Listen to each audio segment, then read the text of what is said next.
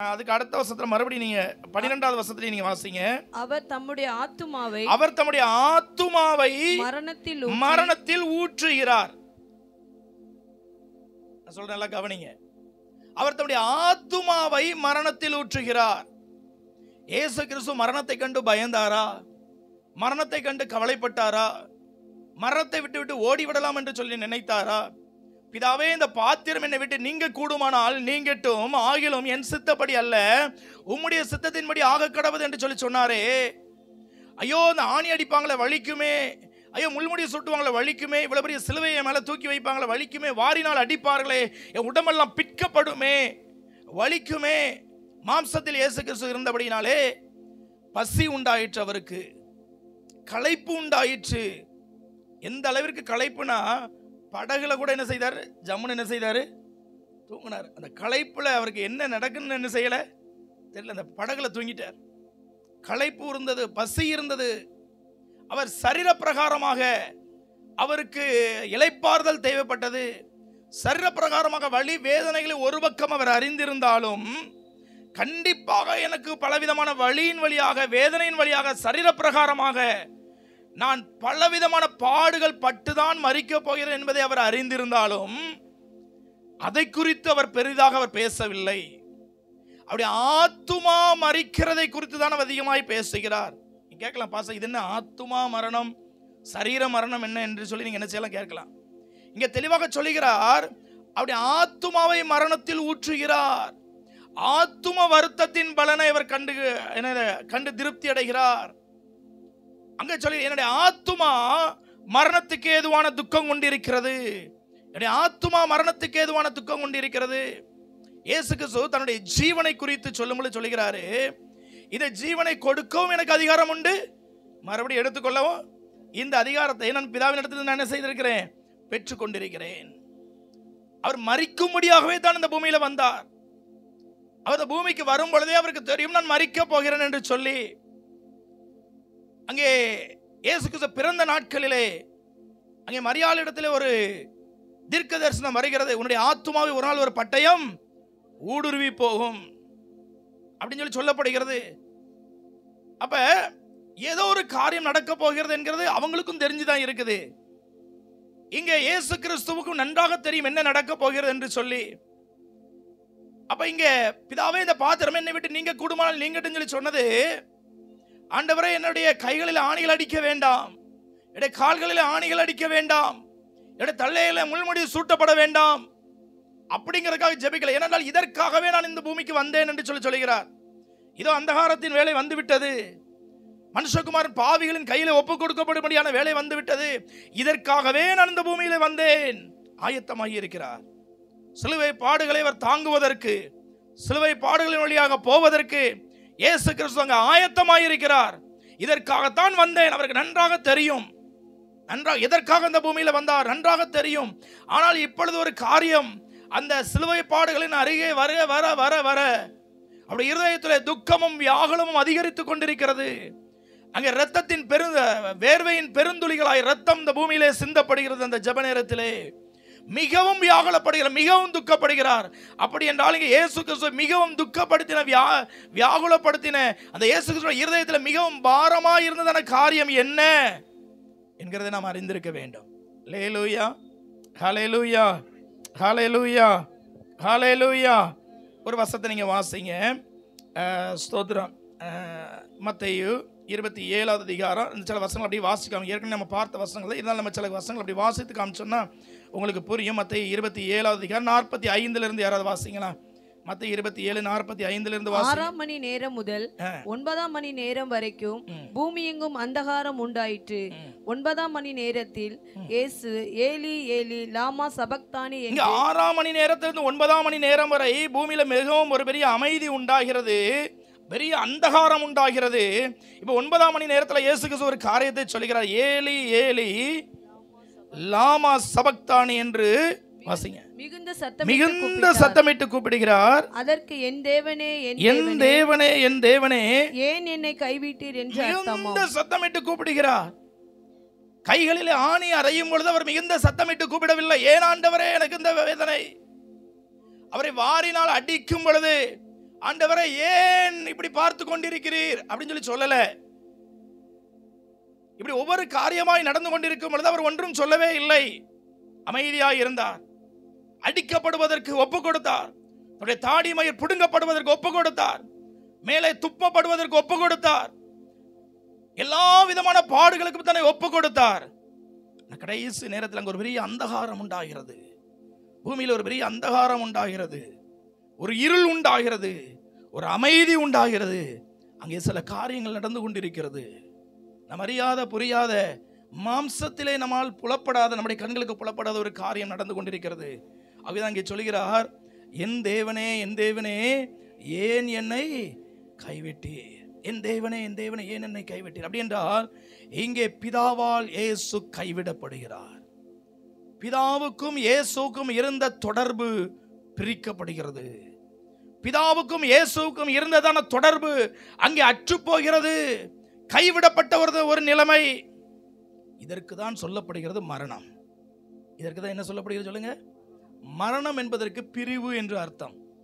நான் எல்லா அடக்க ஆராதனைகளையும் சொல்லுவேன். மரணம் என்பதற்கு அர்த்தம் என்ன சொல்லுங்க? பிரிவு. சரீரம், இந்த சரீரத்தை விட்டு உயிர் பிரிந்து போகிறது.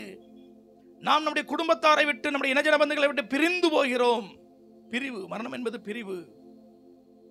இங்கே ஒரு பிரிவு நடக்கிறது. என்ன பிரிவு நடக்கிறது? பிதாவை விட்டு குமாரன் பிரிக்கப்படுகிறார். பிதாவை விட்டு குமாரன் பிரிக்கப்படுகிறார். இயேசு கிறிஸ்து சொல்கிறார், நானும் பிதாவும் ஒன்றாயிருக்கிறோம். நானும் பிதாவும் என்னை கண்டவன். வாசிங்க யோவான் 10வது அதிகாரம் 30வது வசனம். யோவான் 10வது அதிகாரம் 30வது வசனம். நானும் பிதாவும் ஒன்றாயிருக்கிறோம். நானும் பிதாவும் ஒன்றாயிருக்கிறோம் என்றார். 14வது அதிகாரம் திருப்பிக் கொள்ளுங்க. 14வது அதிகாரம் 6வது வசனத்துல இருந்து யாராவது வாசிங்க. அதற்கு இயேசு, நானே வழியும் சத்தியமும் ஜீவனுமாய் இருக்கிறேன். என்னை அல்லாமல் ஒருவனும் பிதாவினிடத்தில் வரான். என்னை அறிந்தீர்களானால் என் பிதாவையும் அறிந்திருப்பீர்கள். இது முதல் நீங்கள் அவரை அறிந்தும் அவரை கண்டும் இருக்கிறீர்கள் என்றார். பிலிப்பு அவரை நோக்கி, ஆண்டவரே பிதாவை எங்களுக்கு காண்பியும், அது எங்களுக்கு போதும் என்றான். அதற்கு இயேசு, பிலிப்புவே, இவ்வளவு காலம் நான் உங்களுடனே கூட இருந்தும் நீ என்னை அறியவில்லையா? என்னை கண்டவன் பிதாவை கண்டவன். அப்படி இருக்க பிதாவை எங்களுக்கு காண்பியும் என்று நீ எப்படி என்னை பார்த்தாச்சுன்னா பிதாவை பார்த்த மாதிரி பிலிப்புக்கு சொல்றாரு. இவர் சொல்றாரு, நீங்க பிதாவை பார்த்துட்டீங்க அப்படிங்கிறாரு. இயேசு சொல்கிறார், நீங்கள் பிதாவை பார்த்திருக்கிறீங்க. அப்ப இவர் கேட்கிற, பிதாவை எங்க நாங்க பார்த்தோம்? பிதாவை காண்பியும். இப்ப என்னை கண்டவன் பிதாவை கண்டான். நானும் பிதாவும் ஒன்றாயிருக்கிறோம். திரித்துவத்திலே பிதா, குமாரன், பரிசுத்த ஆவியானவர் மூவரும் ஒருவராய் இருக்கிறார். நமக்கு ஒரே தேவன் உண்டு. ஆனால் 3 ஆள் தத்துவத்திலே அவர்கள் செயல்பட்டு கொண்டிருக்கிறார்கள். ஒரே தேவன் 3 ஆள் தத்துவத்திலே செயல்பட்டு கொண்டிருக்கிறார்கள். அந்த 3 ஆள் தத்துவத்தில் அவர்கள் செயல்பட்டு கொண்டிருந்தாலும் மூவரையும் பிரிக்கவே 3 பேராக என்ன செய்ய முடியாது. ஏன்னா ஒரே ஆண்டவர் தான். நமக்கு எத்தனை ஆண்டவர் தான் சொல்லுங்க? ஒரே ஆண்டவர் தான். சூரியனை விட்டு வெளிச்சத்தை மட்டும் தனியா எடுத்து இதான் வெளிச்சம் சொல்லி காமிக்க முடியுமா? சூரிய வெளிச்சம் மற்ற காரியங்களை வெளிச்சமாக்கும். பிதாவாகிய தேவன் குமாரனுடைய சாயலை நமக்குள்ளே உருவாக்குகிறார். கிறிஸ்துவின் நிறைவான சாயல் நம்மிலே உண்டாகிற அளவிற்கு, அந்த நிறைவான வளர்ச்சியின் அளவுக்கு தக்கதாக நாம் மாறுகிறோம். கிறிஸ்துவை பிரதிபலிக்கிறவர்களாய் நாம் இந்த பூமியில இருந்தாலும் நான் என்ன செய்யல? கிறிஸ்து கிடையாது. கிறிஸ்துவை போல வாழ முடியும். கிறிஸ்துவின் சாயலுக்கு ஒப்பாய் வாழ முடியும். சூரியன் வெளிச்சத்தை இந்த பூமியில சில பொருட்களுக்கு கொடுத்தாலும் அந்த சூரிய வெளிச்சத்தை சூரியன்ல இருந்து பிரிக்கவே முடியாது. சூரிய வெப்பத்தின் மூலமாக பூமியில் இருக்கிற சில பொருட்கள் வெப்பமடைந்தாலும், சூரிய வெப்பத்தினாலே அநேக பொருட்கள் சூடாக்கப்பட்டாலும் சூரியனிலிருந்து வெப்பத்தை தனியா பிரிச்சு எடுக்கவே முடியாது. அது சாத்தியமே இல்லை. சூரியன்னா அதுல வெளிச்சம் இருக்கதான் செய்யும். சூரியன்னா அதுல வெப்பம் இருக்க. இந்த 3ஐயும் ஒன்றை விட்டு ஒன்று பிரிக்கவே முடியாது. பிதா, குமாரன், பரிசுத்த ஆவியானவர் ஒருவரை விட்டு ஒருவர் பிரிக்கவே முடியாது. அவர்கள் ஆதியும் அந்தமுமானவர்கள், அவர்கள் துவக்கமும் முடிவுமானவர்கள்.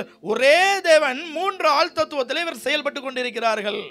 3 ஆள் தத்துவத்திலே இப்பொழுது தம்முடைய வார்த்தையை இந்த பூமியில அனுப்பி மனுஷ சாயலாக கிறிஸ்துவாக இயேசு கிறிஸ்துவாக இந்த பூமியில இருந்த பொழுது கூட நாங்கள் இருவரும் ஒன்றாய் தான் இருக்கிறோம் சொல்லி சொல்றாரு. நாங்கள் இருவரும் எப்படிதான் இருக்கிறோம்? என்னைய பார்த்தா யாரை பார்த்த மாதிரி? பிதாவை பார்த்த மாதிரி. அப்படி ஒன்றாக இருக்கக்கூடிய அவர்களுக்குள் அவர்கள் ஒரே தேவன். அங்கே என்ன உண்டாகுது? பிரிவு உண்டாகுது. எப்படி ஆவி ஆத்மா சரீரம் மூணு நமக்குள்ள ஒன்னாதான் இருக்குது. அந்த உயிர் மட்டும் நம்மளை விட்டு என்ன செய்யுது? மரணத்தின் நேரத்தில் எல்லாம் தனித்தனியா மூணும் தனித்தனியான செஞ்சிருது, போயிடுது. அங்க ஒரு காரியம் நடக்குது. என்ன நடக்குது? பிதாவுக்கும் குமாரனுக்கும் இடையிலே ஒரு பிரிவு உண்டாகிறது. பிதாவுக்கும் குமாரனுக்கும் இடையில ஒரு பிரிவு உண்டாகிறது. அப்பொழுது என்ன நடக்கிறது? இயேசு கிறிஸ்து சொல்கிறார், என் ஆத்துமா மரிக்கிறது, என் ஆத்துமா மரித்து விட்டது. நமக்காக மரணத்தை ஏற்றார். நமக்காக இயேசு மரணத்தை ஏற்றார். அவருடைய சரீரம் மரணத்தை அடைவதற்கு முன்பதாக அவர் ஆத்தும மரணத்தை முதலாவது அடைந்தார். அதுக்கப்புறம் தான் அவர் தம்முடைய ஆவியை விடுகிறார். என் தேவனே, என்னுடைய ஆவியை உம்முடைய கரத்தில் ஒப்படைக்கிறேன்னு சொல்லி என்ன செய்கிறாரு? ஆமா. ஆனா அதுக்கு முன்னாடியே என் தேவனே, என் தேவனே, ஏன் என்னை கைவிட்டீர் அப்படின்னு அர்த்தம் என்னது? ஆத்தும மரணம் நடந்து விட்டது. அப்ப இங்க இவ்வளவு நாளும் இயேசு கிறிஸ்து எதை குறித்ததான ஒரு கலக்கத்தோடு இருக்கிறார். இந்த கெத்செமனே தோட்டத்தில் அதிகமாக துக்கப்படவும் வியாகுலப்படுவதற்கு காரணம் என்ன? பிதாவை விட்டு அந்த பிரிக்கிற அனுபவம் தான் அவருக்கு அதிக வேதனையாக இருந்தது. நான் சொல்றது நல்லா கவனிக்கிறீங்களா இல்லையா? கர்த்தர் உங்களுக்கு புரிய முடியுது, உதவி செய்வாராக. பிதாவை விட்டு பிரிக்கிறதான அனுபவம் காரணம் என்ன? நம்ம எல்லாருடைய அக்கிரமத்தையும் அவர் மேல் விழப்பண்ணினார். நம்ம எல்லாருடைய அக்கிரமமும். ஆமாம், இந்த 3 மணி நேரம் அமைதியாக இருந்துச்சு பார்த்தீங்களா? என்னென்ன நடந்ததுன்னு எனக்கு தெரியாது. நான் நினைக்கிறேன் எல்லாருடைய மொத்த உலகத்தினுடைய அக்கிரமமும் எங்க வைக்கப்படுகிறது? அப்ப பிதா விலகுகிறார். அதான் அமைதி. ஒரு அந்தகாரம் நிறைந்த ஒரு நேரம்.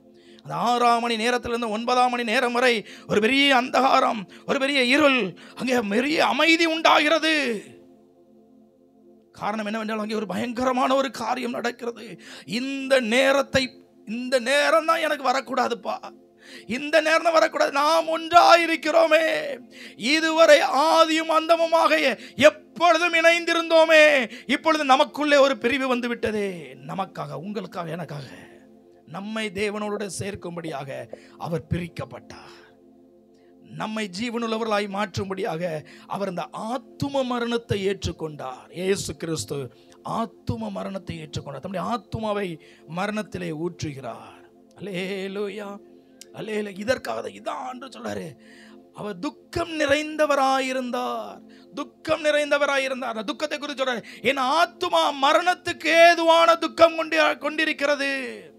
எனக்கு அருமையான தேவனுடைய பிள்ளைகளே, இன்னைக்கு கிறிஸ்தவர்களாகிய உங்களையும் என்னையும் அதிகமாய் துக்கப்படுத்தக்கூடிய காரியம் எது? இன்னைக்கு தேவனுடைய பிள்ளைகளாகிய உங்களையும் என்னையும் அதிகமாக துக்கப்படுத்தக்கூடிய காரியம் எது? இயேசு கிறிஸ்துவை எது அதிகமாய் துக்கப்படுத்திச்சு தெரியுமா?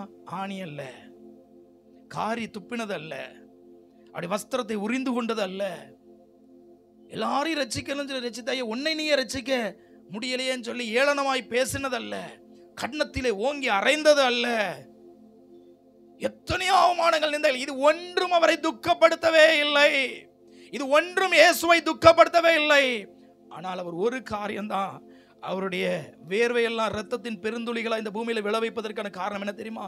பிதாவை விட்டு நான் பிரிக்கப்பட போகிறேனே, பிதாவை விட்டு நான் பிரிக்கப்பட போகிறேனே. காரணம், நான் இந்த வழியாக சென்றால் தான் இந்த ஜனங்களுக்கு அந்த பாவ மன்னிப்பை நான் கொடுக்க முடியும் என்பதற்காக எல்லா அக்கிரமத்தையும் தன்மேலே விழப்பண்ணினவராக ஒரு பாவம் அறியாதவர் நமக்காக பாவமானபடியினாலே அந்த பிரிவை ஏற்றுக்கொண்டாரே. அதான் வேதனை நமக்காக. அப்படிப்பட்ட இதுவரை அல்லையா தேவன் ஆதியும் அந்தமாயிருக்கிற தேவனுடைய வாழ்க்கையில் நடைபெறாத ஒரு காரியம் அன்றைக்கு நடந்தது. ஒரு பிரிவு உண்டானது, ஆத்தும மரணம் அங்கே உண்டானது. இயேசுவுக்கு ஆத்தும மரணம் உண்டானது. அதுதான் அவருக்கு பெரிய துக்கமாயிருந்தது. அதுதான் அவருக்கு பெரிய துக்கமாயிருந்தது. சிஸ்டர், எதுக்கு கவலைப்படுறீங்க? அது பிரதர், இந்த என்னெல்லாமோ கதை சொல்றீங்களே, இயேசுட்ட இருந்து பழகுங்க. இயேசு இன்னைக்கு எது உங்களை துக்கப்படுத்தி கொண்டிருக்கிறது? எந்த காரியம் உங்களை துக்கப்படுத்தி? ஒரே இடுப்பொலியா இருக்கு பாஸ்டர், ஒரே கவலையா இருக்கு பாஸ்டர். என்ன கவலை? இடுப்பொலியா இருக்கு கவலை பாஸ்டர். பக்கத்து விட்ட சண்டை போட்டுக்கிட்டே இருக்காங்க, கவலையா இருக்கு பாஸ்டர். அவங்களுக்கு தண்ணி வேகமாக வருது, எனக்கு தண்ணி மெதுவாக வருது பாஸ்டர், கவலையா இருக்குது பாஸ்டர். இன்னைக்கு கவலைக்கு நம்ம சொல்றதுக்கு காரணம் பார்த்தீங்களா? தேவனுடைய பிள்ளைகளே, பரிசுத்தவான்களே, இயேசுவை ஏற்றுக்கொள்வதற்கு முன்பதாக நீங்க பல காரியங்களுக்காக நீங்க கவலைப்பட்டிருக்கலாம். மார்த்தாள் பற்பல வேலைகளை செய்வதிலே வருத்தம் அடைந்தாலாம். ஆனால் மரியாள் தன்னை விட்டு எடுபடாத. பக்கத்தில் உள்ளவங்களை கேளுங்க, உங்களை துக்கப்படுத்துறது என்னதுன்னு சொல்லி கேளுங்க. பக்கத்தில் உள்ளவங்களை, இன்னைக்கு வந்திருக்கீங்களே துக்கத்தோட கன்னத்தில் கை வச்சுட்டு உட்காந்துக்கிட்டு இருக்கீங்களே, இக்கா அண்ணே அவன் போல கன்னத்தில் கை வச்சுக்கிட்டு உட்காந்துக்கிட்டு இருக்கீங்களே, விட்டா கொஞ்சம் அழுதுருவீங்களே போல, இவ்வளவு துக்கம் எங்கேருந்து வருது? அது மருமகன் எனக்கு என்ன கேட்டுட்டா தெரியுமா, அதை கேட்ட வார்த்தை இன்னைக்கு பாசட்ட முடிஞ்சோன்னு சொல்லி இன்னைக்கு பஞ்சாயத்து பண்ணாமல் போக மாட்டேன். இதுக்கெல்லாமா அழுதுகிட்டு இருக்குது? உங்களை பார்த்தா சிரிக்கவா என்ன செய்யணும்னு சொல்லி தெரியல அப்படின்னு சொல்லி பக்கத்தில் யாரும் சொல்லிடாதீங்க, அடிக்கடி வாங்கிக்கிறாதீங்க. ரைட், சோத்திரம், அல்லேலூயா. எதுக்குங்க துக்கம்? உங்களுக்கு எனக்கும் துக்கம் எதுக்கு? எது நம்மை துக்கப்படுத்துகிறது? எது நம்மை வேதனைப்படுத்துகிறது? இயேசு கிறிஸ்துவை போல மாறுவோம். பிதாவை விட்டு என்னை பிரிக்கிற காரியங்களை தவிர வேறு ஒன்றும் என்னை துக்கப்படுத்தாது. அல்லேலூயா. ஆண்டவரே, உம்மை விட்டு நான் பிரிந்து போகவே மாட்டேன். ஆண்டவரே, ஆண்டவரே, வாழ்வோ சாவோ எதுவானாலும் சரி, அந்த கிறிஸ்துவின் அன்பை விட்டு என்னை பிரிப்பவன். ஹல்லேலூயா, ஹல்லேலூயா, ஹல்லேலூயா, ஹல்லேலூயா. ஆமென். இன்னைக்கு கிறிஸ்தவர்களாகி நமக்குள்ள தேவனை விட்டு பிரிக்கிற காரியங்களின் வாழ்க்கையில் வந்துடக்கூடாது. ஐயோ, தேவனை விட்டு பிரிக்கிறது போல் இந்த காரியங்களுக்குள்ள நான் இடம் கொடுத்துட்டேனே, ஆண்டவரே மன்னியும், ஆண்டவரே மன்னியும். தாவீதுக்கு அவனுடைய பாவங்கள் உணர்த்தப்பட்ட பொழுது சொன்னார், ஆண்டவரே உடைய நல்ல ஆவி என்னை செமையான வழியில் நடத்தும். ஆண்டவரே, ஆண்டவரே, அந்த இரட்சணிய பாடல் என்னை மறுபடியும் சூழ்ந்து கொள்ளும்படி என்னை செய்யும். ஆண்டவரே, ஹல்லேலூயா. தேவனை விட்டு பிரிக்கிறது தவிர இந்த பூமியில் உங்களை என்னையும் துக்கப்படுத்தக்கூடிய காரியங்கள் வேறு எதுவுமே இருக்கக்கூடாது. அல்லேலூயா. ஒன்று நான் தேவனை விட்டு பிரிகிற காரியம் துக்கமாக இருக்கணும், அல்லது என்னை சுற்றிலும் உள்ளவர்கள் ஐயோ இவங்களாம் தேவனை விட்டு போகிறாங்களே, இவங்க தேவனை விட்டு போகிறாங்களே, இவங்க தேவனை விட்டு போகிறாங்களே, இதுதான் என்னை துக்கப்படுத்த வேண்டும். பவுலுக்கு அப்படிப்பட்டதான துக்கம் தான் இருந்துச்சு. சபைக்கு ஐயோ சபை தேவனை விட்டு விலகி போயிடக்கூடாது, சபை விசுவாசத்தை விட்டு விலகி போயிடக்கூடாது. இயேசு அறிந்தாங்களே, மனம் திரும்பினாங்களே, சபைக்கு வந்துட்டாங்களே, இப்போ சில காரியங்களை குறித்து கண்டித்து உணர்த்தும் பொழுது ஐயோ பின்வாங்கி போகிறாங்களே, சபைக்கு வர மாட்டேங்காங்களே, ஐயோ இவங்க கர்த்தரை விட்டு போயிடக்கூடாது, கர்த்தரை விட்டு போயிடக்கூடாது, இவங்களுக்காக நான் மறுபடியும் கற்ப வேதனைப்பட வேண்டுமா? அப்போ பவுலுக்குள்ளே இருந்ததான துக்கம் எல்லாம் எதுதான்?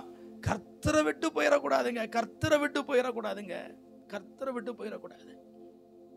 ஹல்லேலூயா. இன்னைக்கு நம்மை துக்கப்படுத்துகிறதுன காரியம் என்ன? இந்த ஒரு கேள்வியோடு தான் நான் உங்களுக்கு இன்னைக்கு நீங்கள் வீட்டு போக போறீங்க. இனி வேற எந்த காரியத்துக்கும் கண்ணீர் வடிக்க மாட்டேன். தேவனை விட்டு பிரிக்கிற மாதிரி ஒரு காரியம் வாழ்க்கையில் வந்துட்டுனா என் உடம்புல இருக்கிற வேர்வை துளி கூட ரத்தமா மாறுகிற அளவிற்கு நான் துக்கப்படுவேன். என் உடம்புல இருக்கிறதான அந்த வேர்வை துளிகள் கூட ரத்தமாய் மாறுகிற அளவிற்கு கெத்சமனே தோட்டத்தில் ஆண்டவர் வியாகுலப்பட்டது போல வியாகுலப்படும். ஆண்டவரே, இந்த பாத்திரம் வேண்டாம்ப்பா, தயவு செய்து உங்களை விட்டு என்னை பிரிக்கிற காரியத்துக்கு மட்டும் என்னை அனுமதி கொடுத்துறாதீங்கப்பா. வேற ஒன்றும் எனக்கு நான் கேட்கல. உம்மை விட்டு பிரிக்கிற காரியம் வாழ்க்கையில் வர வேண்டாம் ஆண்டவரே, உம்மை விட்டு பிரிக்கிற காரியம் வாழ்க்கையில் வர வேண்டாம் ஆண்டவரே. அதான் ஒவ்வொரு தேவனுடைய பிள்ளைகளுடைய வாஞ்ச விருப்பமாக இருக்கணும். எனக்கு சொத்துல பாகம் தரல, அதான் வேண்டாங்க.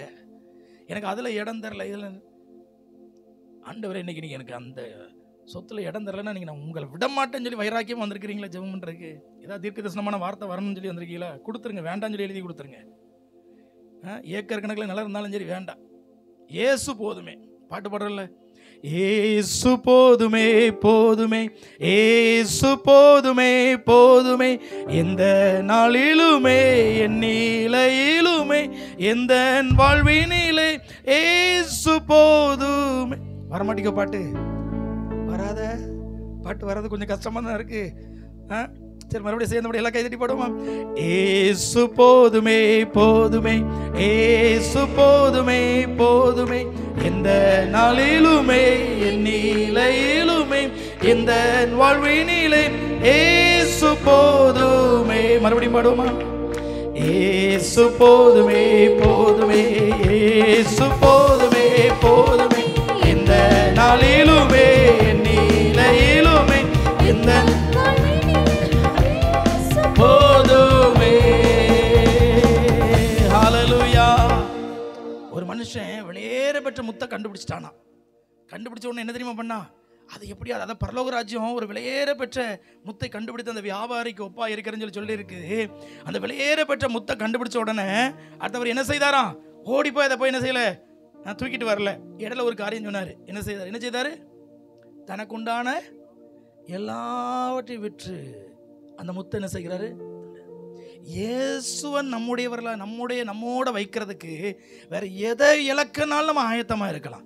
பக்கத்தில் உள்ளவங்களை சொல்லுங்க, இயேசுவை நம்மோட வைக்கிறதுக்கு சொல்லுங்க, இயேசுவை நம்ம கூட வைக்கிறதுக்கு வேற எதை இழக்கிறதுக்கு நீங்க ஆயத்தமா இருந்துக்கோங்க. சொன்னீங்களா? அவங்களுக்கு கேட்டுச்சா கேட்கலையா? அல்லேலூயா. மறுபடியும் சொல்லுங்க, இயேசுவை நம்ம கூட வைக்கிறதுக்கு வேற எதை இழக்கிறதுக்கு நான் ஆயத்தமா இருக்கிறேன். சாது சுந்தர் சிங்கை குறித்து நமக்கு தெரியும். உனக்கு கேட்டாங்களா? நிறைய நகையையும் பத்திரத்தையும் அதையும் இதையும் வச்சுட்டு கேட்டாங்களா, உனக்கு இயேசு வேணுமா இது வேணுமா? அல்லேலூயா. இப்போ எல்லாம் என்ன செய்வாங்கன்னா, அன்றைக்கி ஒரு பாஸ்டர் சொல்கிறாங்க, எனக்கு இயேசு வேணும், இதை கொடுங்க, இதையும் வச்சு நான் ஊழியம் செஞ்சுக்கிடுவேன். இல்லை, வாங்கிட்டு அதுக்கப்புறம் நீ இயேசுவை விடாதப்பா. என்ன நம்ம வஞ்சகங்கள் இருக்குது பார்த்தீங்களா, கபடு, இருதயத்துக்குள்ள கபடு. அவருக்கு இருதயம் தெரியும், இந்த இது ஒரு மாதிரிப்பட்ட சேட்டை பண்ணுற இருதயம். அதையும் வாங்கிடுவோம், நம்ம ரொம்ப விவரமாக நம்ம நடந்துக்கிறோம்னு சொல்லி அர்த்தம். அது எதுக்கு விடுவானே? நான் கேட்டால் நான் ஊழியத்துக்கு பயன்படுத்திக்கிடுவேன்ல. அல்லேலூயா. அவன் நாங்கள் ஒரு வாரமாக சபையில் ஜெபக்கூட்டம் நடத்தும் பொழுது சகை கதை திரும்ப திரும்ப கேட்டுக்கிட்டே இருந்தேன். எல்லாத்தையும் சகை கதை நான் சொல்லிக்கிட்டு இருந்தேன். சகையை பார்த்துருக்கீங்களா எல்லாரும்? பார்த்துருக்கியாம்மா? பார்த்து இல்லையா? ஐயோ, சகையை யாராவது காமிச்சு கொடுங்க. யாராவது இருந்தால் பார்க்க முடியாது, ஒரு கட்டையாக இருப்பார், பார்க்கறது கொஞ்சம் கஷ்டம்தான். சரியா? ரைட். நான் கேட்டேன், இப்போ சகை வீட்டுக்கு யார் வந்தா? நான் அந்த கதையெல்லாம் சொல்லிட்டு கேட்டேன், சகை வீட்டுக்கு யார் வந்தா? உங்களுக்கு சகை கதை தெரியும்ல? தெரியாத யாரும் இருக்கீங்களா? பாவம் போல இருந்த மாதிரி இருக்கு, அப்படி ஒன்றும் கிடையாதுல்ல. சரி, சகையை பார்க்கலன்னா சொல்லுங்க, முடிஞ்சோன்னு காமிச்சு கொடுங்க. சரி, சகை வீட்டுக்கு யார் வந்தா சொல்லுங்க. சகை வீட்டுக்கு யார் வந்தா? இயேசு கிறிஸ்து வந்தாங்க. அல்லேலூயா. பிறகு இயேசு கிறிஸ்து வந்து சொல்றாரு, இந்த வீட்டுக்கு என்ன வந்துச்சுன்னு சொல்லி சொல்றாரு. சகை வீட்டுக்கு யார் வந்தா? சகை வீட்டுக்கு என்ன வந்துச்சு? சகை வீட்டுல இருந்து என்ன வெளியே போச்சு? என்ன போச்சு? எல்லாரும் அது எப்படிதான் எனக்கு தெரியல. எந்த ஊர்ல போய் இந்த கேள்வியை கேட்டாலும் ஒரே பதில் சொல்லுவாங்க, பாவம் வெளியே போச்சு பாஸ்டர், பாவம். சகை வீட்டுல இருந்து என்ன வெளியே போச்சு? பாவம். யாரும் அந்த வார்த்தை கரெக்டான வார்த்தையை சொல்லவே மாட்டாங்க. என்ன சகை வீட்டுல இருந்து வெளியே போனது என்னது? ஆஸ்தி போச்சு. சகை வீட்டுல இருந்து என்ன போச்சு? ஆஸ்தினா பரம்பரையா வர்ற சொத்து. தாத்தா பாட்டி பூட்டை எங்க பண்ணை வீடுங்கிறோம் பார்த்தீங்களா? பண்ணை வீட்டில் நூல் போட்டு பிடிச்சி பாதியாக இது பண்ணி விற்று கொடுத்துட்டார். இயேசு உள்ள வந்தா பண்ணை வீடு பாதி போயிடும். இயேசு உள்ள வந்தா பண்ணை வீடு பாதி போயிடும். சரி, மீதியாவது இருக்கலாம்னு சொல்லி நினைச்சா அதுக்கும் இந்த இயேசு வழிபட மாட்டேங்காரு. அடுத்தது நம்ம இருதயத்துக்குள்ள பேசிக்கிட்டே இருக்காரு. இவர் அடுத்த முடிவு எடுக்காரு. என்ன முடிவு எடுக்காரு? யார்ட்டையாவது அநியாயமா வாங்கினா அந்த கதை ஆரம்பிக்கும் பொழுதே சகைக்கு ஒரு பெயர் கொடுத்துருக்கோம், ஐஸ்வர்யவானாகிய சகை. இயேசு வந்த பிறகு அந்த சகைக்கு என்ன பெயர் கொடுத்துருப்பாங்க சொல்லுங்களா? இயேசு வந்துட்டு போன பிறகு அந்த சகைக்கு என்ன பெயர் கொடுத்துருப்பாங்க? முதல்ல ஐஸ்வர்யவானாகிய சகைன்னு கொடுத்துருந்தாங்க. இயேசு வந்துட்டு போனதுக்கு பிறகு என்ன பெயர் கொடுத்துருப்பாங்க? இதெல்லாம் உங்க பாஸ்டர் பிரசங்கம் பண்ண மாட்டாங்களா? ஐயோ, இயேசு வந்துட்டு போன பிறகு அந்த சகைக்கு என்ன பெயர் கொடுத்துருப்பாங்க? நல்லா கைதட்டுங்க பிரதர், தைரியமா சொல்றேன். எல்லாம் கைதட்டுங்க பாப்பா, அழகா. அல்லேலூயா. நான் சொல்றேன் கரெக்டா தப்பா? உங்க பைபிள் வேற மாதிரி எழுதி இருக்குதோ? இயேசு வந்தால் உங்களுடைய வீட்டிலே பாதி நிலம் போயிடும் அப்படின்னா இன்னைக்கு நீங்க வந்திருக்கவே மாட்டீங்க. நான் முதல்ல இந்த சாம்பாச வர்றாங்கன்னு சொன்னா நான் வந்திருக்க மாட்டேனே. அடுத்த வாரம் கூட வந்திருப்பேனே, கூட 1 மணி நேரம் உட்கார சொன்னா கூட உட்கார்ந்துருப்பேனே. அல்லேலூயா. கத்த நல்லவர். சேர்ந்து பாடுவோமா? ஏசு போதுமே போதுமே, ஏசு போதுமே போதுமே, எந்த நாளிலுமே என் நிலையிலுமே எந்த வாழ்வினிலே ஏசு போதுமே. அல்லேலூயா. அதை மட்டுமா ஆண்டவர் விட்டுட்டாரு? சகை வீட்டுக்கு வந்துட்டு அதோடய விட்டாரு. ஒரு இடத்துக்கு போய் இப்படி பிரசங்கம் பண்றாரு. சாப்பிட்றதுக்கு கூப்பிட்டு இருக்கிறாங்க. ஐயா எங்கள் வீட்டுக்கு வந்து சாப்பிட வாங்கயான்னு சொல்லி விருந்து கூப்பிட்ட உடனே அங்கே உட்காந்து விழாவரியாக பிரசங்கம் பண்ண ஆரம்பிச்சிட்டார் இயேசு கிறிஸ்து. அப்போ பிரசங்கம் பண்ணும்பொழுது அதில் ஒரு காரியத்தை சொல்கிறாரு. உங்கள் வீட்டில் நீங்கள் விருந்து வைக்கும் பொழுது நீங்கள் யாரை கூப்பிட வேண்டும், யாரை கூப்பிடக்கூடாதுன்னு சொல்லிட்டாரு. இயேசு கிறிஸ்து சொன்ன மாதிரி கூப்பிட்டாருன்னா அப்புறம் நம்ம நிலைமை என்ன ஆகும் சொல்லுங்க? உங்கள் வீட்டில் யாருக்காவது நம்ம கல்யாணம் இருக்குது அந்த மாதம் அடுத்த மாதம்லாம், யாரை கூப்பிடணும் கூப்பிடக்கூடாதுன்னு சொல்லி இயேசு யாருக்கெல்லாம் இயேசு சொன்னபடி கேட்கறதுக்கு ஆசையாக இருக்குது. நான் இயேசுக்கு கீழ்ப்படியும்படி இன்னைக்கு நான் ஒப்பு கொடுக்குறேன்னு சொல்லி சொல்கிறவங்க கை வைத்து ஒரு 3 தடவை ஒரு அல்லேலூயா சொல்லுங்க பார்ப்போம். ஏன்னா அந்த வசனம் தெரிஞ்சவங்க சொல்ல மாட்டாங்க. இயேசு கிறிஸ்து யாரை கூப்பிட சொல்லியிருக்கிறாரு? கல்யாணம் வீட்டுக்கு வரும்போது வீட்டில் விருந்து உண்டு வைக்கும் பொழுது யாரை கூப்பிடணும்னு சொல்லியிருக்கிறாரு? தரித்திரரை கூப்பிடுங்க, குருடரை கூப்பிடுங்க, ஊனரை கூப்பிடுங்க. நடக்க முடியாது. யாரும் உங்களுக்கு திருப்பி செய்ய மாட்டாங்களா? அதாவது 500 ரூபா மொய் வச்சா நோட் எழுதி மறுபடியும் 500 ரூபா செய்கிற ஆள் இருக்காங்களா? அப்படிப்பட்ட ஆளை கூப்பிடாதீங்க. திருப்பி கொடுக்க முடியாத ஆளை கூப்பிடுங்க அப்படின்னு இருக்காரு. யாரை கூப்பிடாதீங்க? அயலகத்தாரை கூப்பிடாதீங்க. பந்து ஜனங்களை கூட, பந்து ஜனங்கள்லாம் சொந்த ஆட்கள், ரத்த பந்தங்களை என்ன செய்யாதீங்க? கூப்பிடாதீங்க. அக்கம் பக்கத்து வீட்டுக்காரங்களை கூப்பிடாதீங்க. இதெல்லாம் ஏன்னா அவங்கெல்லாம் நீங்கள் இப்போ 500 ரூபா செஞ்சீங்கன்னா, ஐயோ அலெக்ஸ் பாஸ் 500 ரூபா செஞ்சுருக்காங்க, பாஸ்டரே 500 ரூபா செஞ்சு அடுத்த தடவை பாஸ்டர் வீட்டு கல்யாணத்துக்கு எவ்வளோ செய்யணும்? 5000மாவது செய்ய வேண்டாமா? அப்படிங்கிற ஒரு எண்ணத்தில் இருப்பாங்கல்ல. அப்படிப்பட்ட ஆட்கள் என்ன செய்யக்கூடாது? வேற எப்படி பாஸ்டர் இந்த ஸ்பீக்கருக்கெல்லாம் நாங்கள் காசை கொடுக்குறது? மீட்டிங் எப்படி பாஸ்டர் நடத்துகிற? வாடகை எப்படி கொடுக்குறது? மீட்டிங் நடத்த முடியுமா முடியாதா? அதனால் இயேசு வச்சிருக்காரு, மீட்டிங் நடத்துறதுக்குன்னு இடம் வச்சிருக்காரு. கடற்கரைக்கு போ, போட்டில் ஏறி உட்காந்து என்ன செய்ய? ஆமாம், பிரசங்கம் பண்ண. அல்லது மலைக்கு போ, வனாந்தரத்துக்கு போ, ஆட்கள் நான் கூட்டாரன்ட்டார். ஆனால் என்ன செய்ய வேண்டியிருக்குது? இயேசுவை போலதான். இயேசு வீட்டுக்கு வந்தா பாதி போச்சு. இயேசு போதனை கேட்டா இருக்கிறதும் வர்றது கூட வராது போலயே. ஏங்க இயேசுவை பின்பற்றினா நம்ம நிலைமை என்ன ஆறது? முடிவு பண்ணிக்கோங்க. அதனால ஆண்டவர் சொல்றாரு, இப்ப கணக்கு பாரு. ஒருவன் கோபுரத்தை கட்ட மனதா இருந்து அறகுறையா விட்டுட்டு போனா 4 பேர் 4 சொல்லுவாங்க. ஒருவன் என்னை பின்பற்ற விரும்பினால் தன்னைத்தான் வெறுத்து தன் சிலுவை எடுத்துக்கொண்டு என்னை பின்பற்றாதவன். அதனால என்னை பின்பற்றதுக்கு முன்னாடி நீ கணக்கு பார்த்துட்டு வாயா. இப்படி சொன்னோன்னு ஒரு நாள் ஒரு சர்ச்சில் ஒரு பிரதர் வந்து, அன்னைக்கு புதுசாக வந்து வரமாட்டேன்ட்டார். இவ்வளவு கஷ்டமா இருக்குதா? அப்போ நான் ஆண்டவர் சொன்னேன், ஆண்டவர் இப்படி போய் பிரசங்கம் பண்ண சொல்லி வந்த ஒரு ஆத்மா போயிட்டேன். ஏப்பா உனக்காவது வந்த ஒரு ஆத்மா, எனக்கு எம்மிலிருந்து வந்ததில் எத்தனை பேர் போயிட்டாங்க தெரியுமா? எல்லாருக்கும் பெருகிக்கிட்டு போச்சு. கடைசி பார்த்தீங்கன்னா சிலுவைக்கு நான் போகும்போது எல்லாரும் என்ன தனியாக விட்டு விடுங்காலும் கூட இருந்த பேத கூட என்னை விட்டுட்டு ஓடிட்டான்ப்பா. இதான்ப்பா என் போதனை கேட்டால் இப்படி தான்ப்பா சில நேரங்களில் நடக்கும் அப்படின்ட்டு. ஹல்லேலூயா, ஹல்லேலூயா, ஹல்லேலூயா, ஹல்லேலூயா. இயேசுவுக்காக, இயேசுவை தக்க வைத்துக் கொள்வதற்காக எதையும் இழக்க தயார். இயேசு என் கூட இருந்தா போதும், இயேசு என் கூட இருந்தா போதும். ஹல்லேலூயா. உங்களுடைய பாவங்களே, உங்களுடைய அக்கிரமங்களே தேவனுக்கும் உங்களுக்கும் நடுவிலே ஒரு பெரிய பிரிவினை உண்டு பண்ணுகிறது. பாவம் தேவனுக்கு நமக்கும் இடையில பெரிய பிரிவினை உண்டு பண்ணுகிறது. எனக்கு அருமையான தேவனுடைய பிள்ளைகளே, இன்னைக்கு உங்களுடைய இருதயம் துக்கம்.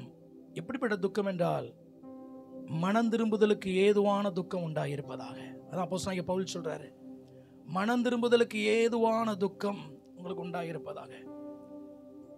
அப்போஸ்தலனாகிய பவுல் கொரிந்து சபைக்கு கடிதத்தை எழுதுறாரு.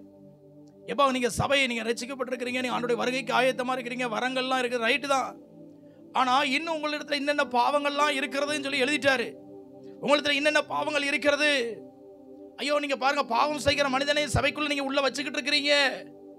இப்படி ஒவ்வொரு காரியமா சொல்லி சொல்லி இது மற்ற மனுஷனையும் தீட்டுப்படுத்திரும், கொஞ்சம் கவனமா இருந்துக்கோங்க இதெல்லாம் சொல்லி இந்த காரியத்தெல்லாம் எல்லாமே எழுதிட்டு கொடுத்து அனுப்புறாரு. தீர்த்து சொல்ற, தீர்த்து போய் பார்த்துட்டு வாப்பா, அவங்க எல்லாம் எப்படி இருக்கிறாங்க அப்படின்னு சொல்லி போய் பார்த்துவான்னு சொல்லி தீர்த்து அனுப்புனா தீர்த்து திரும்பி வர காணோம். அப்போஸ்தலனாகிய பவுல் அடுத்த ஊர்ல எல்லாம் போய் ஊழியம் செய்துட்டு இருக்கிறாரு. போன தீத்துவ காணோம். இந்த கொரிந்து சபையை தீத்துவ போட்டு தள்ளிட்டாங்கன்னு நினைச்சிட்டாரு. இந்த கொரிந்து சபையில் உள்ள ஆட்கள் என்ன பண்ணிட்டாங்க, இப்ப தீத்துவ பார்க்க முடியலன்னொன்னே இவருக்கு ஒரே ஆவிக்கு அமைதல் இல்லை. ஐயோ என்னாச்சோ தெரியல, என்னாச்சோ தெரியல அப்படின்னு சொல்லிட்டு அப்ப இப்ப தீத்துவ திடீர்னு அந்த ஊர்ல இருந்து அடுத்த ஊருக்கு போய் பார்க்கறாரு. சரி இனிமையாவது என்ன செய்வோம், இந்த ஊர் வழியா அப்படியே நம்ம கொரிந்து பட்டணத்துக்கு நம்ம போயிடுவோம், மக்கதோனியா வழியா போயிடுவோம் அப்படிங்கிறதுல இவருடைய பிரயாணத்தை அப்படி ஆரம்பிச்சு அடுத்த ஊருக்கு வர்றாரு. அங்க தீத்துவ பார்த்துட்டாரு. தீத்து எதிர்பட்டு வர்றாரு. தீத்துவ கண்டுபிடிச்சாச்சு. ரைட். தீத்துட்டு கேட்குற, தீத்துவே உன்னை பார்த்தது எனக்கு ரொம்ப சந்தோஷம்பா. சரி எப்படிப்பட்டதான செய்தியை கொண்டு வந்திருக்கிற, என் இருதயம் ரொம்ப துக்கமா இருக்கிறது.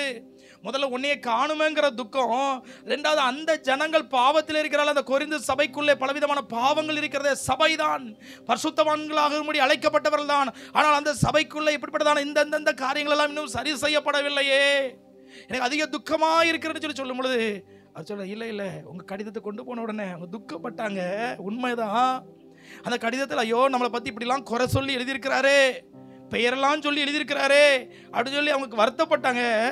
ஆனால் அந்த வருத்தம் அவர்கள் மனம் திரும்புவதற்கு ஏதுவாக அமைந்தது. அல்லேலூயா. அந்த வருத்தம் எப்படி இருந்துச்சா, மனம் திரும்புவதற்கு ஏதுவாக அமைந்தது. இன்னைக்கு காலையில் டெய்லி காலையில் எங்கள் வீட்டில் குடும்ப ஜெபத்தில் பிள்ளைகள்கிட்ட சொல்லி ஒவ்வொரு நீதிமொழிகள் வாசிப்போம். இன்னைக்கு ஒரு நீதிமொழியில் வாசிக்கும் பொழுது நீதிமொழி 24வது அதிகாரத்தில் ஒரு வசனத்தை வாசிச்சோன்னே பலமுறை நீதிமொழி வாசல் இன்னைக்கு இந்த வசனத்தை வாசனை திரும்ப திரும்ப நான் வாசிக்க சொல்லி சொன்னேன். கண்டித்து பேசுறவங்களுக்கு உத்தம ஆசீர்வாதம் கிடைக்குமா? கண்டித்து பேசுறவங்களுக்கு என்ன கிடைக்குமா? எனக்கு உத்தம ஆசீர்வாதம் வேணுங்கிறக்காக தான் பேசிக்கிட்டு இருக்கேன். அல்லேலூயா. கண்டித்து பேசுறவங்களுக்கு எப்படிப்பட்ட ஆசீர்வாதம் கிடைக்குமா? உத்தம ஆசீர்வாதம்.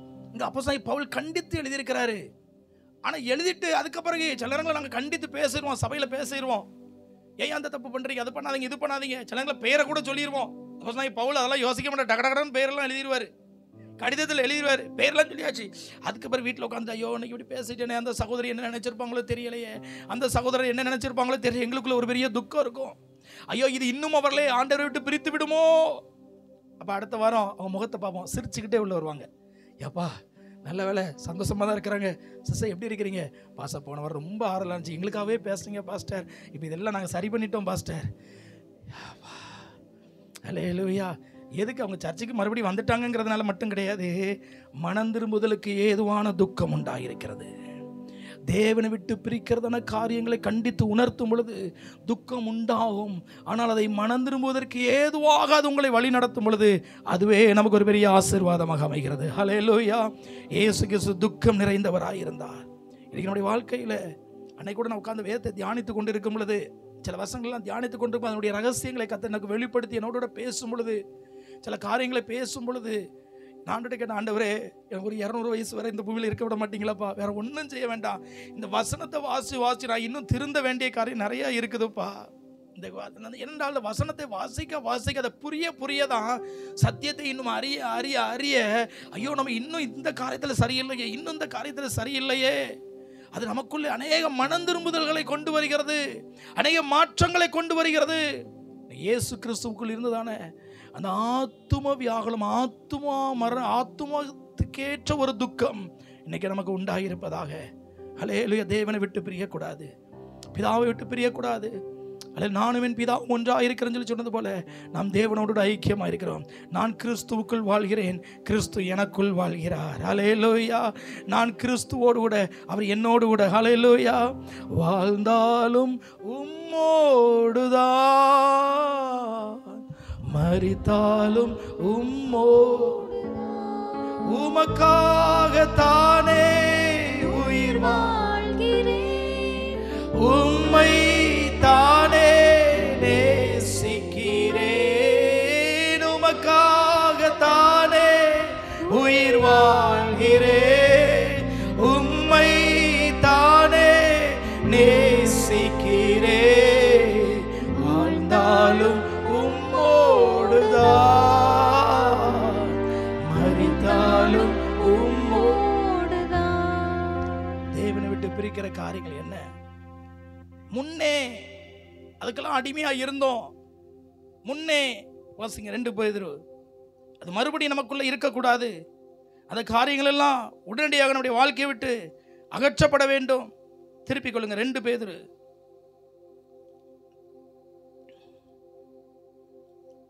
1 பேதுரு நீங்க வாசி. 1 பேதுரு 1வது அதிகாரம் 14வது வசனம். 1 பேதுரு 1வது அதிகாரம் 14, 15, 16. நீங்கள் முன்னே உங்கள் அறியாமையினாலே கொண்டிருந்த இச்சைகளின்படி இனி நடவாமல் கீழ்ப்படுகிற பிள்ளைகளாய் இருந்து உங்களை அழைத்தவர் பரிசுத்தராய் இருக்கிறது போல நீங்கள் உங்கள் நடக்கைகள் எல்லாவற்றிலும் பரிசுத்தராய் இருங்கள். நான் பரிசுத்தர், ஆகையால் நீங்களும் பரிசுத்தராய் இருங்கள் என்று எழுதியிருக்கிறதே. முன்னே அறியாமையினால் கொண்டிருந்த இச்சை, இயேசுவை அறிந்து கொள்வதற்கு முன்பதாக உலகத்தில் அதை செய்யணும், இதை செய்யணும், அதை சாதிக்கணும், இதை சாதிக்கணும் சொல்லி நிறைய உலக காரியங்களை குறித்ததான அநேக ஆசை, விருப்பங்கள், இச்சைகள் உங்களுடைய வாழ்க்கையில பெருகி இருந்தது. கிறிஸ்துவுக்குள் வந்தபோது அவை எல்லாவற்றை விட்டு தேவனோடு இருப்பது மாத்திரம் தான் என்னுடைய ஆசை, விருப்பம். அல்லேலூயா. ஆசை எல்லாம் நீர்தானையா, தேவையெல்லாம் நீர்தானையா, ஆசை எல்லாம் நீர்தானையா, தேவையெல்லாம் நீர்தானையா. இரட்சகரே இயேசுநாதா, தேவையெல்லாம் நீர்தானே.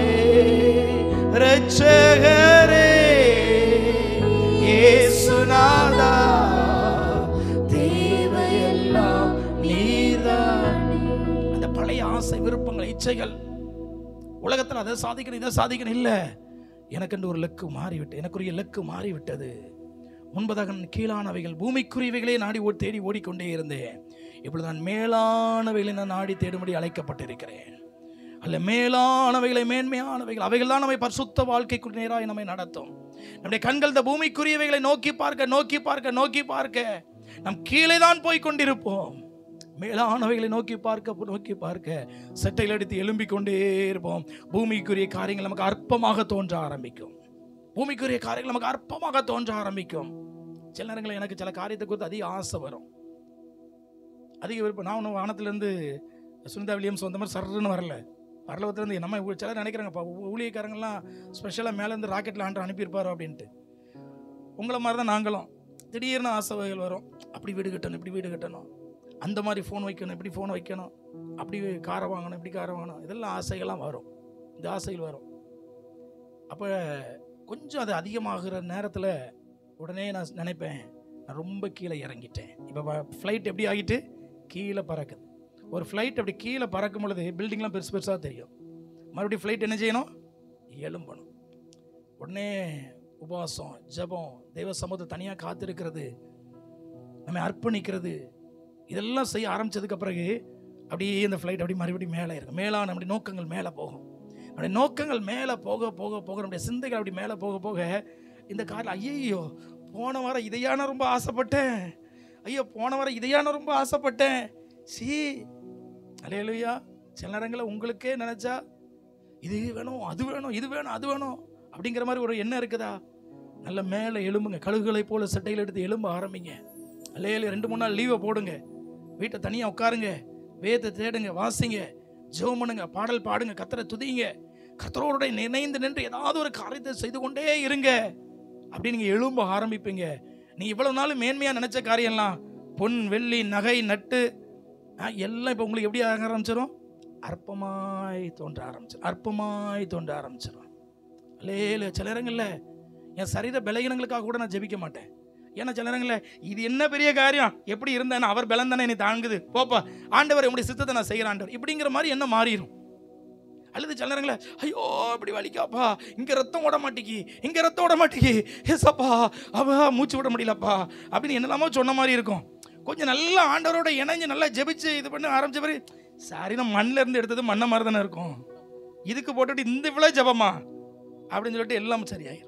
அல்லேலூயா. வாழ்க்கையில் இந்த பூமிக்குரிய காரியங்கள் பெருசாக இருக்குதுன்னா நீங்கள் ஃப்ளைட்டு லோவாக பறக்குன்னு அர்த்தம். டேஞ்சர். ஃபேனுங்கலாம் இப்போ பெருசு பெருசாக சுற்றிக்கிட்டு இருக்கு, அடிபட்டு கீழே விழுந்துடக்கூடாது.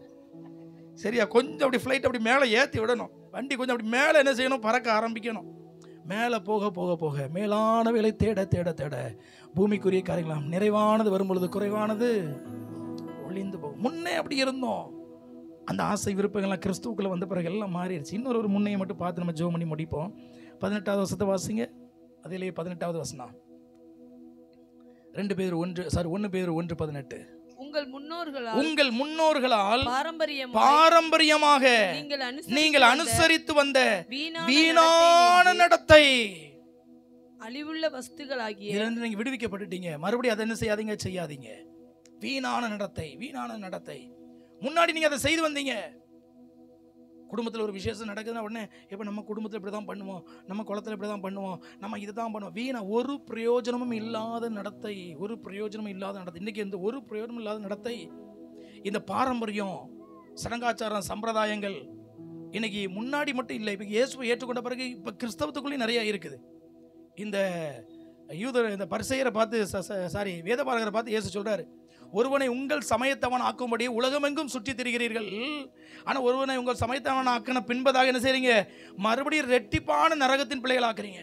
ஒருத்தரை பெந்தகோசக்காரன் ஆக்குறதுக்கு ஊர் ஊரா அலைஞ்சிட்டு பெந்தகோசக்காரன் ஆக்குனதுக்கு பிறகு நம்ம இங்கே கொடுக்குற பாரம்பரியம் இருக்குது பார்த்தீங்களா? ஐயோ எத்தனை பெந்தகோச பாரம்பரியம் வீணான நடத்தை தெரியுமா? சபைகளுக்குள்ள இருக்கிற பெந்தகோச பாரம்பரியம்னு ஒன்று இருக்கு, பெந்தகோச வாஸ்துன்னு இருக்கு, சிஎஸ்ஐ வாஸ்துன்னு இருக்குது, பெந்தகோச நியூமராலஜின்னு இருக்குது. பெந்தகோச பாஸ்டர் 7ஆம் நம்பர் இருக்குதா? உடனே அப்படி ஆவியில் அப்படி நான் நடத்தப்பட்டேன் பிரதர், அந்த 7ஆம் நம்பர் அப்படின்னு ஒரு இது. அப்போ மற்ற நம்பர்லாம் ஆண்டவர் உண்டாக்கலையா? பெந்தகோச நியூமராலஜி, ஸ்தோத்திரம். சரி வேண்டாம், நேரம் ஆயிடுச்சு, இனிமே தொடரும். சரி, அடுத்த வருஷம் கர்த்தருக்கு சித்தமான பிரதர் கூப்பிட்டாங்கன்னா அடுத்த வருஷம் நம்ம தொடருவோம். ஒரே ஒரு தேவனை விட்டு பிரிக்கிற எந்த ஆசைகளோ எந்த பாரம்பரியங்களோ என் வாழ்க்கையில் இருக்கக்கூடாது. அல்ல என் ஆத்துமாவை கெடுக்கக்கூடிய எந்த ஒரு காரியம். எல்லாம் கண்ணிலே மூடுங்க பாப்போம், எல்லாம் கண்ணிலே மூடுங்க, எல்லாம் கண்ணிலே மூடுங்க. எனக்கு இதுதான் நம்மளை துக்கப்படும். ஐயோ, எனக்கு இப்படிப்பட்ட காரியங்கள் என் வாழ்க்கையில் இருக்குது ஆண்டவரே, இதெல்லாம் உண்மை விட்டு என்னை பிரிக்குமே. நிறைய உலக ஆசை எனக்குள்ள இருக்குதப்பா. ஹோரா ஷப்தா ரகதாரி அந்த முடிந்தவங்க முழங்கால் படிட்டுக் கொள்ளுங்க, முடிந்தவங்க முழங்கால் படிட்டுக் கொள்ளுங்க. ஓரி கரபக ஷகதாரி அலரப. ஒரு பாட்டு, அந்த பாட்டு எனக்கு அவ்வளோ பாட தெரியாது. அந்த பாட்டு லைன் இவ்வளோ அழகாக சொல்லுது. உம்மை விட்டு பிரிக்கும் பாவங்களை முழு மனதோடு வெறுத்தேன் ஐயா. ரீகன் கோமஸ் அவங்க பாடுவாங்க. உம்மை விட்டு பிரிக்கும் பாவங்களை முழு மனதோடு வெறுத்தேன் ஐயா. உம்மை விட்டு பிரிக்கும் பாவங்களை முழு மனதோடு வெறுத்தேன் ஐயா. பரிசுத்தமில்லாமல் உமது ஒரு நாளும் தரிசிக்க முடியாதையா. பரிசுத்தம் இல்லாமல் உமது முகம் ஒரு நாளும் தரிசிக்க முடியாதையா. பிரசன்னமே, தேவ பிரசன்னமே போதுமே என் வாழ்விலே. நீங்க இல்லாத ஒரு நொடி கூட என் வாழ்வில் வேண்டாம் ஐயா. நீங்க இல்லாத ஒரு நொடி கூட என் வாழ்வில் வேண்டாம் ஐயா. இயேசுவினுடைய துக்கம் என்ன என்பதை நாம் அறிந்திருக்கிறோம். பிதாவை விட்டு நான் பிரிக்கப்பட்ட அந்த நேரம்தான். என் தேவனே, என் தேவனே, ஏன் என்னை கைவிட்டீர்? பிதாவின் முகம் மறைக்கப்பட்டது. காரணம் என்ன? நம்ம எல்லாருடைய அக்கிரமத்தையும் அவர் தன் மேல் சுமந்தார். எங்கே பாவம் இருக்கிறதோ அங்கே பிதாவினுடைய முகம் மறைக்கப்படுகிறது. நம்முடைய வாழ்க்கையில் உலக ஆசைகள் நிரம்பும் பொழுது, உலக பாரம்பரியங்களும் சடங்காச்சாரங்களும் நம்மை நிரப்பும் பொழுது பிதாவினுடைய முகம் நம்மை விட்டு மறைக்கப்படுகிறது. அந்த நேரங்களில் நம்முடைய இருதயம் துக்கப்படுகிறதா? அந்த நேரங்களில் நம்முடைய இருதயம் உண்மையாகவே துக்கப்படுகிறதா? அல்லது உலக துக்கத்தினால் நாம் நிறைந்திருக்கிறோமா? லௌகீக துக்கத்தினாலே நம்முடைய இருதயங்கள் நிரம்பி இருக்கிறதா? லௌகீக துக்கத்தினால, பெருந்திண்டியினாலும் உலக ஆசை விருப்பங்களினாலும் நம்முடைய இருதயங்கள் நிரம்பி இருக்கிறதா? ஐயோ, எனக்கு இந்த உலகத்தின் காரியம் கிடைக்கவில்லை, எனக்கு இந்த உலகத்தின் காரியம் கிடைக்கவில்லை. அழிந்து போகக்கூடிய காரியங்களை குறித்ததான துக்கம் நம்முடைய இருதயத்தை நிரப்பக்கூடாது. சொல்லுங்க, ஆண்டவரே இயேசுவை உம்மை போல என்னை மாற்றும் ஆண்டவரே, உம்மை போல என்னை மாற்று. எல்லாரும் சொல்லுங்க, ஆண்டவரே உம்மை போல மாற்றும் ஆண்டவரே. இன்னைக்கு நாங்கள் எதற்காக நாங்கள் துக்கப்படுகிறோம்? இயேசு கிறிஸ்துவுடைய பாடு மரணங்களை நினைவு கூறுகிறதான இந்த நாட்களிலே நாங்கள் எதற்காக துக்கப்பட, எப்படிப்பட்டதான துக்கம் எங்களுடைய இருதயங்களை ஆட்கொள்ளுகிறது ஆண்டவரே? உம்மை விட்டு பிரிக்கிறதான காரியங்களுடைய வாழ்க்கையில் வரக்கூடாது ஆண்டவரே. ஹல்லேலூயா, ஹல்லேலூயா. கர்த்தர் நம்மோடு பேசின நல்ல ஜீவனுள்ள வார்த்தைக்காக எல்லா கரங்களை தட்டி ஆண்டவரை மகிமைப்படுத்துவோம். ஓ ராகாத்தா ராபாலாபா. ஆண்டவரை விட்டு பிரிக்க எந்த காரியம் நம்மளை பிரிக்குதோ அதற்காக நாம் உபவாசம் பண்ணி துக்கப்பட்டு ஆண்டுடைய முகத்தை பார்க்கும்போது கர்த்தர் பலத்த காரியங்களை செய்கிற தேவன். சின்ன சின்ன காரியங்களுக்கு துக்கப்பட்டு கொண்டு இருக்கிறோம், உலகத்துக்குரிய காரியத்துக்கு துக்கப்பட்டு கொண்டு இருக்கிறோம். தேவனுக்கும் நமக்கும் உள்ள உறவு, தேவனுக்கும் நமக்குள்ள உறவு கொஞ்சம் கொஞ்சமாக குறையும் என்று சொன்னார். அதற்காக நான் துக்கப்படுவோம் என்று சொன்னார்.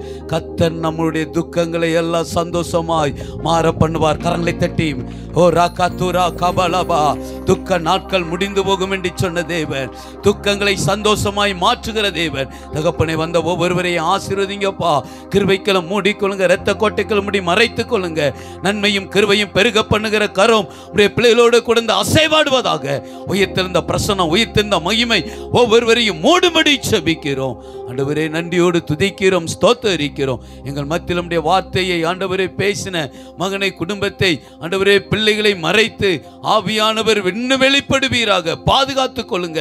லட்சங்களுக்கு கோடிகளுக்கு உயர்த்துங்க, மேன்மைப்படுத்துங்க.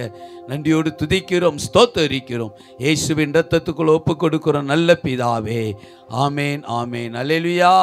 கர்த்தர் நம்மோடு பேசினார். நாளைக்கு செவ்வாய்க்கிழமை 4 மணிக்கு துதி ஆராதனைக்கு போகிறாங்க. பிள்ளைகளோடு போங்க. புதன்கிழமை இங்கே ஊழியர்களுக்காக பாதுகாப்பு ஜெபம் உண்டு. தயவுசெய்து வாங்க. அல்லேலூயா. ஆண்டவர் பாரப்படுத்தினார், தெளிவாக சொன்னதான் செய்கிறோம். வாங்க எல்லாரும் சேர்ந்து ஊழியர்கள்